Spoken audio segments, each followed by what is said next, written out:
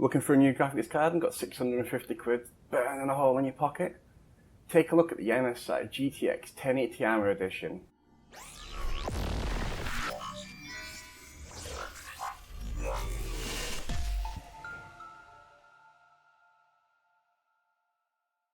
So what's the deal with the MSI GTX 1080 Armor Edition? Well, it features 8GB of GDDR5X memory.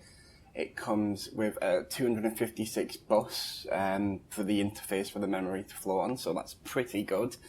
And one thing that you'll notice about the cooler itself, it is a twin fan design, but it's black and white and not the usual red and black that you get with the MSI gaming range. Now obviously this is a separate range, and the Armor is targeted more towards the lower end of the GTX 1080 market. It does come in around £40 cheaper than the Gaming X model. But yeah, looking at the specification itself, as you can see, it comes with a base clock of 1657 MHz, which boosts to 1797, which is pretty decent. It has oodles of features. It's VR ready. It obviously comes with DirectX 12 compatibility, VRWorks, and all the other NVIDIA Pascal gubbins that you would obviously expect. This card does support SLI 2-way for gaming, 4-way for benchmarking. It features 3 display ports, which are 1.4, and a HDMI 2.0, as well as a DL-DVI-D connector as well. Now it's obviously a cracking graphics card, but it's time to put it on the playtest bench and let's see how it performs. Starting with 3D Mark 11, the GTX 1080 MSI Armor Edition did post a very respectable score, 22,575, which is fantastic. It's over the 20k mark, and it's fantastic for DX7 at least. 3D Mark Firestrike, like 3D Mark 11, this benchmark came out in 2013, and again, this card posted another respectable score, 17,914 this time.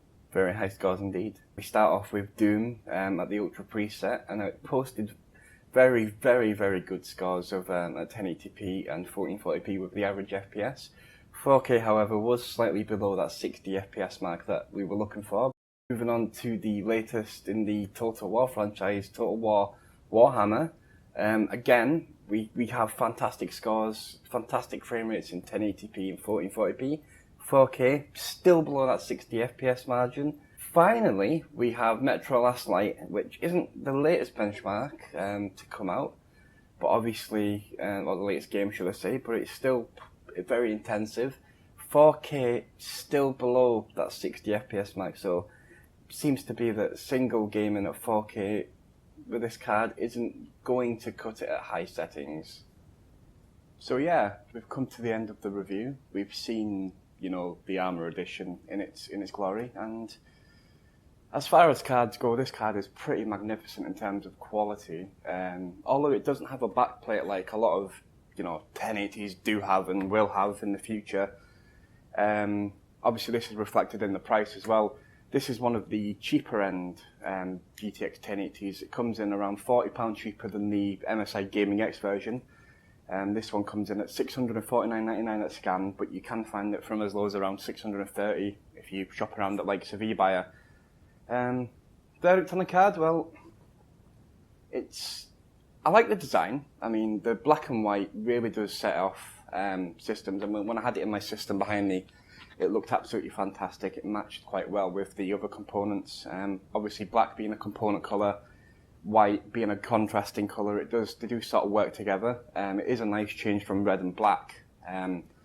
One thing that the card doesn't have is LEDs, so if you're looking for RGB, you're looking for LEDs. This card is not for you. But if you are looking for a card that is around 650 or under, you've got the money to drop on Pascal, or NVIDIA's Pascal, should I say, then obviously this card is a serious contender. Not only does it perform well in gaming benchmarks, it performs well in synthetics as well, which obviously shows that the performance is up to scratch. And it's as you would expect with a GTX 1080. It's a performance flagship card from NVIDIA, and MSI have done an absolutely fantastic job with the Armor.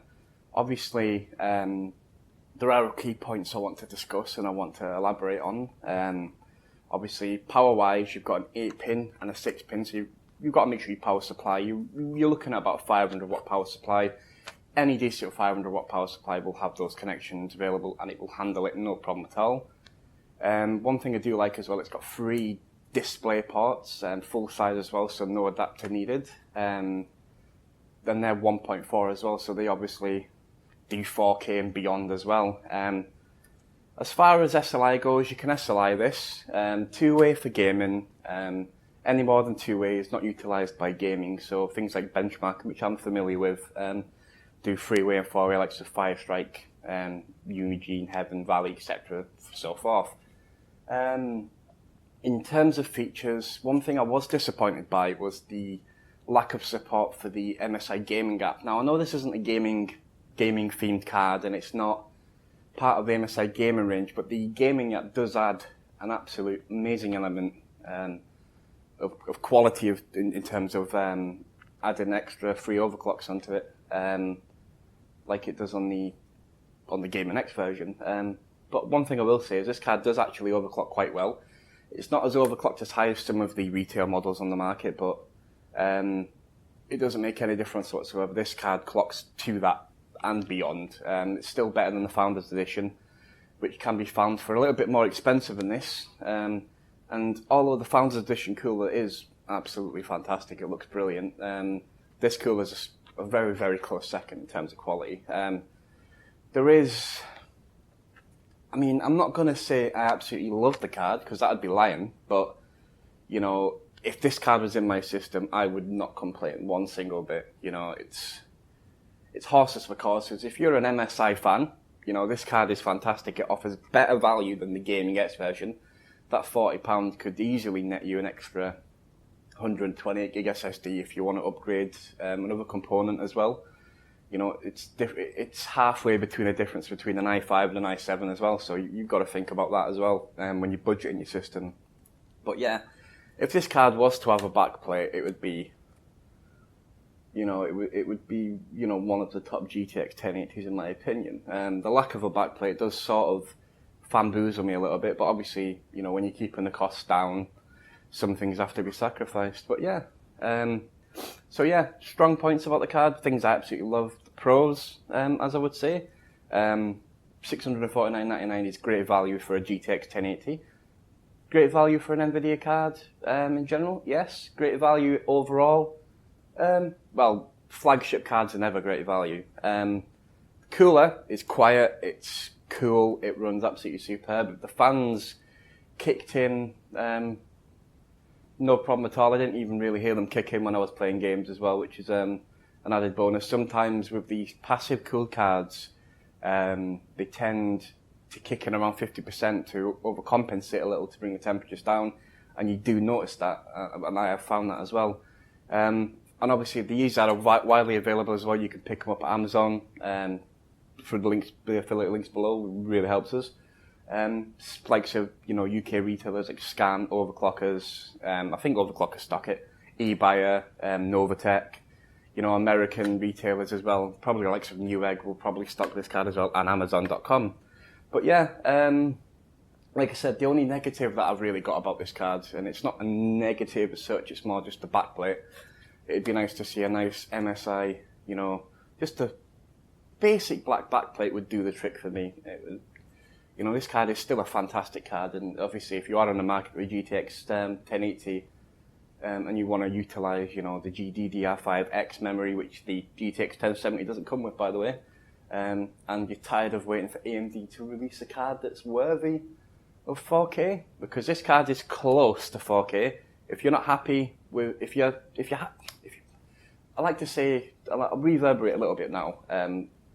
With 4K gaming, I've never been sold on the idea, but now that, you know, I've used the card that, you know, I've got a 4K monitor on the other side of me, I did have a bash at 4K, and then, I mean, I was really impressed with the quality, but this card, although it doesn't do maximum settings of 4K, because, you know, no single GPU does at the moment anyway,